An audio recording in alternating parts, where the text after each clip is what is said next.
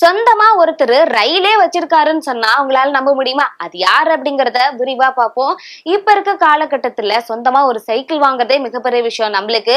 ஆனா இவரு சொந்தமா ஒரு ரயிலையே வச்சிருக்காரு. பயனர்களோட பயண தேவையை பூர்த்தி செய்யும் விதமா ரயில்வே துறையும் அவ்வப்போது சில விஷயங்களை செஞ்சுட்டு தான் வராங்க. அதன்படி மக்களும் குறைந்த கட்டணமா இருக்கும், அது மட்டும் இல்லாம பாதுகாப்பான பயணமா இருக்கும் அப்படிங்கிற பட்சத்துல மக்களுமே ரயில்வே சேவையை தான் மிகவுமே விருப்பப்பட்டு செய்வாங்க. அதன்படி சத்தீஸ்கர் லூதியானாக்கு இடையே ரயில்வே சேவையை தொடக்கம் செய்யலாம் அப்படிங்கிறப்ப 2007 அங்க இருக்கக்கூடிய விவசாய நிலத்தை கையகப்படுத்துறாங்க. அந்த விவசாய நிலத்தை கையகப்படுத்தும் போது இதுல இந்தியாவை சேர்ந்த ஒருத்தரோட விவசாய நிலத்தையும் கையகப்படுத்துறாங்க 2007 அவர் யார் அப்படின்னா கட்டானா கிராமத்தை சேர்ந்த சமுரா லிங் அப்படிங்கிற ஒருத்தரோட விவசாய நிலத்தையும் கையகப்படுத்துறாங்க.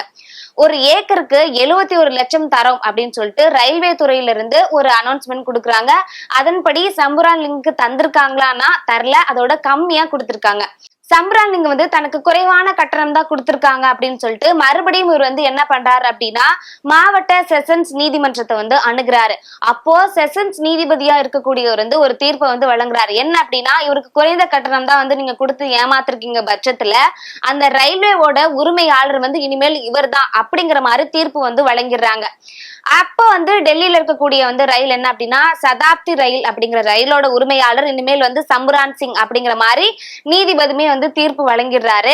பெரிய பெரிய தொழில் துறையெல்லாம் இருக்கக்கூடிய நிறுவனர்கள் ஒரு ரயில்வே துறையை வச்சிருக்கிறதே மிகப்பெரிய கஷ்டமா இருக்கும்போது இவருக்கு மட்டும் இந்த வாய்ப்பு கிடைச்சிருக்கு.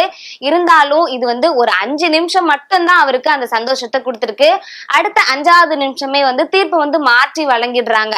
சம்பரான் சிங் மறுபடியும் என்ன பண்றாரு அப்படின்னா நீதிமன்றத்துக்கு போறாரு 2017 இந்த வழக்கு இன்னுமே நிலுவையில இருக்கு அப்படின்னு சொல்றாங்க.